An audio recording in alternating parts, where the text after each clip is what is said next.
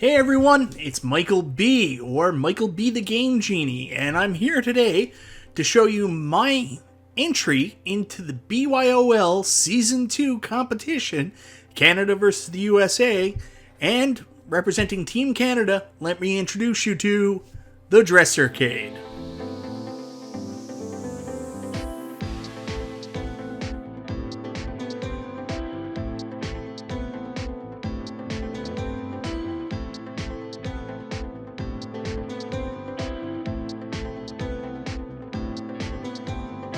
Yeah, guys, that's right, the DresserCade.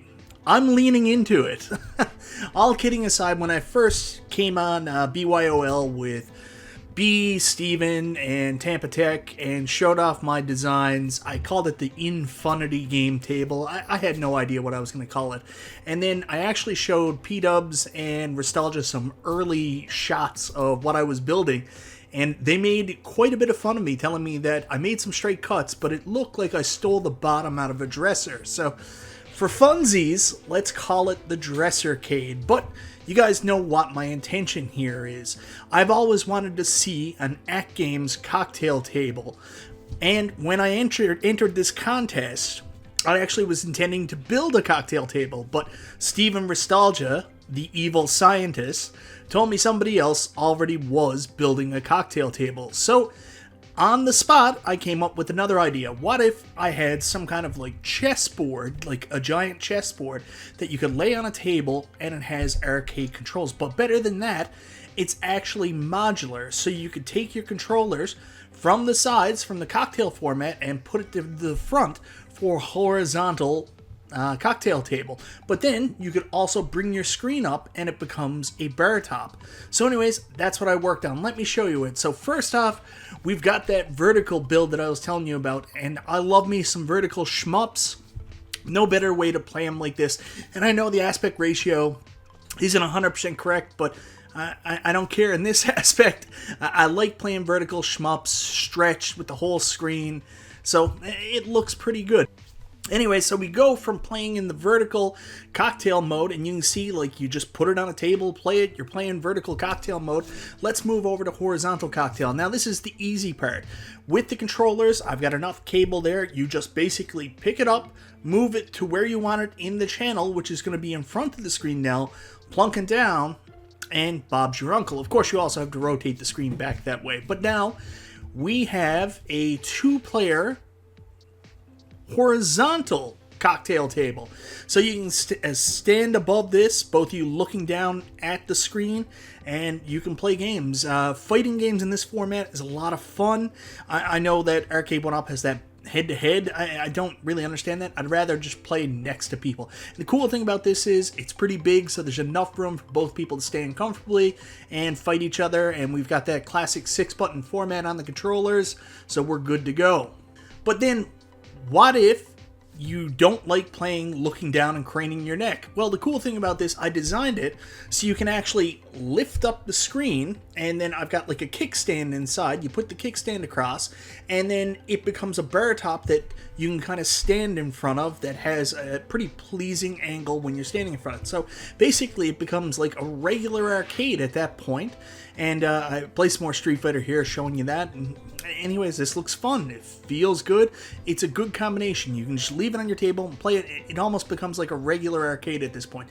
But what if you want to sit down on just a regular chair at the table? Well, you can move to the fourth mode, which is something I didn't think of right now, but one where the screen is 100% almost horizontal, which gives you a really good viewing angle while sitting down, and then it becomes a seated tabletop arcade. Anyways, those are the four methods. It's pretty simple stuff. I basically just designed channels for the controllers to switch from side to the front, and I put a kickstand on the back of the screen, and thanks to that, I've got a very modular device that you can take. It's big. It's a lot bigger than I intended. Plunk on a table, and you're playing arcades in many, many different ways. I want to say a huge thank you. I'm going to go over my budget here now, and this wouldn't be an AtGames video without a spreadsheet, right? So let me put my spreadsheet up on the screen, and I'll give you a little bit of a talk track here, guys. So first off, I went out and got a monitor. I was hoping to get a monitor from DIY Retro Arcades when I placed the rest of my orders, but as you guys know right now, it's really hard to get LED, LCD monitors. So I actually went on Facebook Marketplace and just sourced a monitor that somebody had up.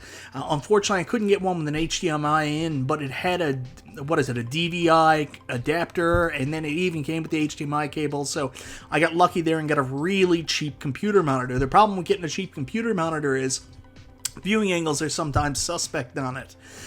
Then I had to order from DIY Retro Arcades, and I'm so glad I did, because there's no way anybody else would have got this stuff shipped to me in time for me to make it, and I barely made it as is, so thank you so much. And I can't tell you how good the wiring harness is for the AtGames Legends Connect. Like, I will admit, this is my first time ever doing something like this, and I never would have been able to do this without their harness, because it's basically so simple, even MichaelBtheGameGenie can do it. So, I mean, with the wiring harness, you guys are in really good hands. So, a big fan of DIY Retro Arcades. So, thank you, DIY Retro Arcades. I mean, the biggest real expense there came from the fact that I had to pay like $40 US shipping, which really ate a ton of my budget up. As you can see, I spent $200 Canadian right there. Then for my wood to build it, I actually robbed an orphanage. Nah, I'm only joking about that part. I didn't rob an orphanage. I went to Home Depot and I just bought, like, you can buy these big sheets of MDF. They formed the base of the DresserCade, and also I used it for the screen, and then I used spare parts to kind of fit in the sides of the controller. I also bought these, you can buy these prefabricated pieces of MDF, and they're already primed. So if you see that real nice shine that's on my cabinet, that's because it was already primed and the spray paint went over that. So then I mentioned I painted it. I just got 2 cans of spray paint. They're super cheap, like $6.48 a can plus tax, and some duct tape. And everybody made fun of me and said, expect duct tape in this building.